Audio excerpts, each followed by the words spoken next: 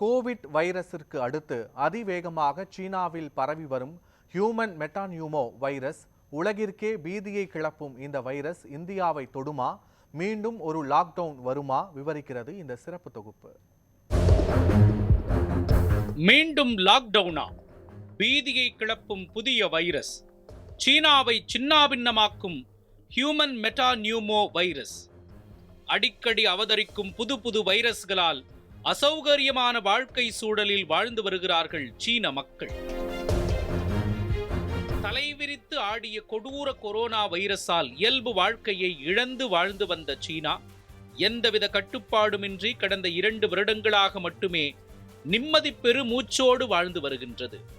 இந்த நிம்மதி பெருமூச்சை சீர்குலைத்திருக்கின்றது புதிதாக உருவாகியுள்ள ஹியூமன் மெட்டானியூமோ வைரஸ். சீன அரசாங்கமும் உலக சுகாதார அமைப்பும் எந்த ஒரு அதிகாரப்பூர்வ எச்சரிக்கையையும் அவசர நிலையையும் அறிவிக்காத நிலையில் சீனாவில் இருந்து வெளியாகும் செய்திகள் மற்றும் சமூக ஊடக பதிவுகள் வைரஸ் அதிகமாக பரவுவதை காட்டுகின்றன.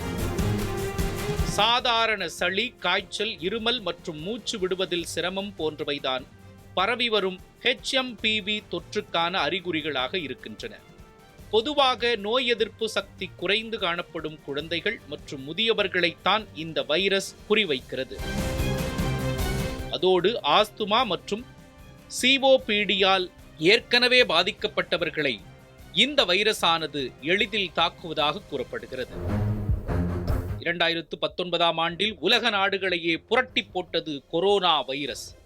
இதன் நடுக்கம் உலகை விட்டு நீங்குவதற்குள்ளாகவே மீண்டும் சீனாவில் HMPV வைரஸ் வேகமாக பரவி வருவது உலகத்தையே அச்சத்திற்கு உள்ளாக்கியுள்ளது. HMPV வைரஸ் குறித்து இந்தியர்கள் எந்த ஒரு அச்சமும் கொள்ள வேண்டியதில்லை. இது சாதாரண காய்ச்சலை உருவாக்கும் வைரஸ் தான் என இந்திய பொது சுகாதார இயக்குநரகம் கூறியுள்ளது. கொரோனா பாதிப்பிலிருந்து பொருளாதாரத்தை மீட்க சீனா போராடி வரும் சூழலில் மக்களையும் சீன பொருளாதாரத்தையும் HMPV வைரஸ் அதல பாதாளத்தில் தள்ளுமோ என்ற அச்சம் எழுந்திருக்கின்றது. நியூஸ் 7 தமிழ் செய்திகளுக்காக மயூரி தர்ஷினி காந்தி.